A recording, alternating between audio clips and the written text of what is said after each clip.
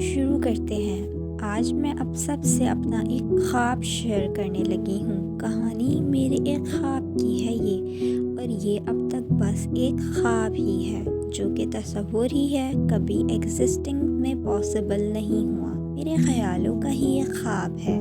ہوا کچھ یوں کہ کچھ دن پہلے میں اور میری دوستیں ونڈر سٹی گئی۔ ہم وہاں کھیل رہے تھے، جھولے جھول رہے تھے کہ اچانک میری نظر ایک شہزادے پہ پڑی جو کہ مشکل میں تھا۔ اس کو کوئی مار رہا تھا جو کہ میں نے دیکھ لیا تھا۔ اب مجھے اس کی جان بچانی تھی، اور اس کی جان بچانے کے لیے میں بیچ میں آ گئی۔ جب میں بیچ میں آئی تو وہ چاقو میرے لگ گیا اور وہ وہاں سے بھاگ گیا، لیکن وہ لوگ اس کے پیچھے بھاگتے رہے کیونکہ ان کا مقصد اسے مارنا ہی تھا۔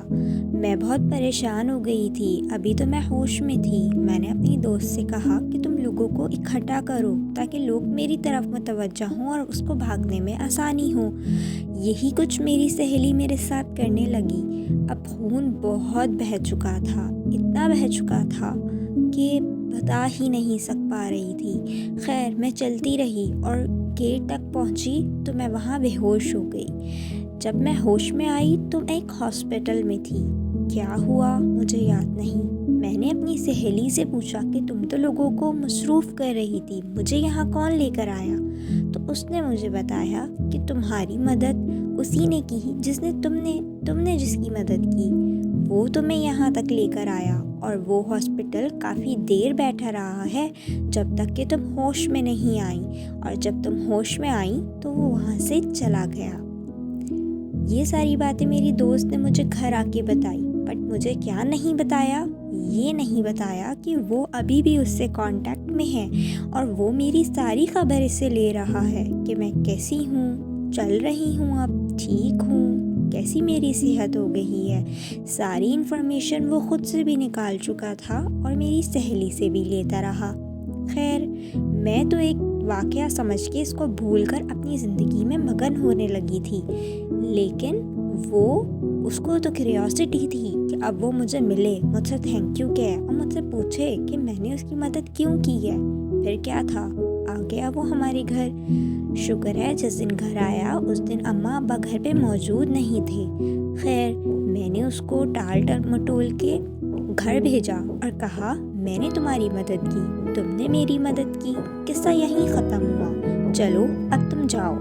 یہ کہہ کے میں نے اس کو بھیج دیا، بٹ وہ میرے بھی تصوروں میں آنے لگ گیا، میرے بھی خیالوں میں آنے لگ گیا۔ میں بھی سوچنے پہ مجبور ہو ہی گئی کہ آخر میں نے اس کی مدد کی ہی کیوں تھی۔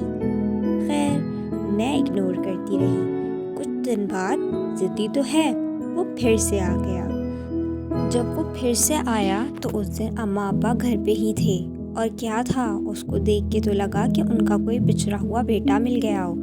وہ تو ان کے ساتھ گھل مل ایسے گیا کہ جیسے بچپن سے انہیں جانتا ہو، اور میں تو جلے اور بھنے ہی جا رہی تھی کہ یہ کیوں ہماری پرائیویٹ لائف میں انٹرفیئر کر رہا ہے۔ قصہ ختم ہوا، میں نے تمہاری مدد کی، تم نے میری مدد کی، اب تم جاؤ۔ لیکن کیا تھا، اس نے تو میرے اماں ابا سے ہر طرح کی بات کر لی، اور اب اس کا ٹارگٹ میں تھی کہ اب وہ مجھے منائے۔ اس نے بہت کوششیں کی لیکن میں اگنور کرتی رہی۔ پھر اس نے مجھے کہا کہ ایٹ لیسٹ تم میری بات سنو، اور مجھے ایک جگہ غصے سے بٹھا دیا۔ خیر ڈر تو میں گئی تھی، بٹ پھر میں نے اس کی کہانی سنی۔ اس نے کہا کہ تم میری بات سنو، تمہیں سمجھ آتا ہے تو ٹھیک ہے، نہیں تو میں چلا جاؤں۔ پھر کیا تھا، میں نے اس کی بات تأمل سے سنی۔ اس نے مجھے سارا بتایا کہ وہ بچپن سے اکیلا رہا ہے، اور اتنا اکیلا رہا ہے، اور جب اچانک سے میں نے اس کی مدد کی تو اسے بہت اچھا لگا۔ اس نے مجھے ساری کہانی بتائی ہے کہ اس کے پیرنٹس سپریٹڈ تھے، لڑتے جھگڑتے تھے، اور اسی کشمکش میں وہ گھر چھوڑ کر بہت ہی چھوٹا نکل گیا تھا۔ جب وہ گھر چھوڑ کر نکلا اور ہوم لیس پلیس پر رہنے لگا، وہاں اس کے نئے پیرنٹس نے اس کو اڈاپٹ کیا، بٹ کیونکہ یہ اتنا بڑا نہیں تھا تو اسے یہ بات یاد بھی نہیں، اور یہ ان کے ساتھ ہنسی خوشی رہنے لگا۔ اس کا ایک بھائی اور ایک بہن بھی آیا جو کہ یہ مست اپنی زندگی میں رہنے لگے۔ ایک دن کیا ہوا، کیونکہ اس کو چیزوں میں گھسنے کی تو بہت ہی عادت ہے، ادھر چھیڑ ادھر چھیڑ، اس کو تنگ اس کو تنگ، اسی کشمکش میں اس کے ہاتھ ایک پیپر لگا۔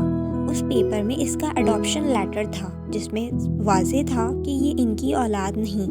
ये देख के वो बहुत डिसहार्टेड हुआ। उसको लगा कि शायद वो अपने बहन भाइयों का हक खा रहा है और वो यहाँ नाजायज़ रह रहा है।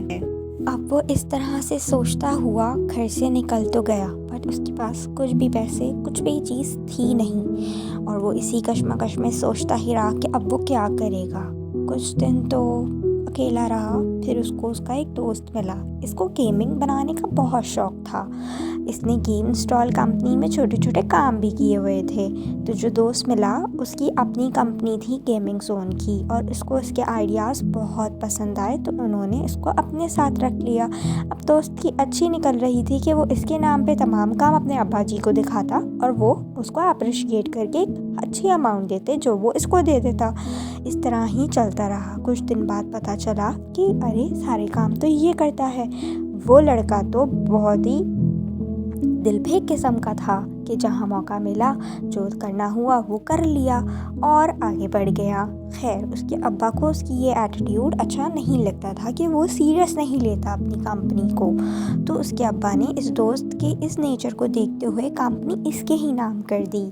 कुछ तो अच्छा हुआ इसकी ज़िंदगी में और ये कंपनी का सीईओ बन गया। अब जब सीईओ बना तो बहुत से इसके दुश्मन भी हुए। ये वहाँ उस दिन वंडरलैंड अपना गेम इंस्टॉल करने ही आया था और वहाँ इसके दुश्मनों ने इस पे हमला कर दिया, जो कि मैंने इसे बचा लिया। और इसे ये बात बहुत अच्छी लगी क्योंकि आज तक किसी ने भी सॉफ्ट कॉर्नर नहीं दिखाया था, किसी ने भी इसकी मदद नहीं की थी। हमेशा सबने धोखा दिया था, तोड़ा था, मरोड़ा था, उसको फेंक दिया था। इसने मुझे बताया कि इसकी एक गर्लफ्रेंड भी हुआ करती थी जिससे यह बहुत प्यार करता था, लेकिन उसने भी इसके साथ धोखा दिया। इसकी सारी सिचुएशन अब मेरे सामने एक आईने की तरह थी।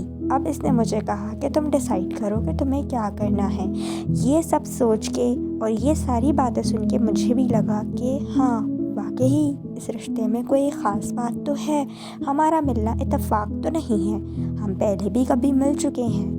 ये फीलिंग्स तो मुझे पहले भी आ चुकी थी। मैंने इससे कहा ओके मैं कंसिडर करती हूँ तुम्हारी बात को, बट खुश ना हो, मुझे थोड़ा वक्त दो। ये कोई गेम नहीं कि तुम इंस्टॉल कर चले जाओ, पूरी ज़िंदगी का मामला है। खैर फिर अम्मा की आवाज़ आई कि खाना रेडी है और ये खाना खाने चला गया। खाने का बहुत शौकीन है। खाना खा के ये जो घर चला गया और मैं सारी रात सोचती रही कि आखिर मेरा डिसीजन क्या होना चाहिए।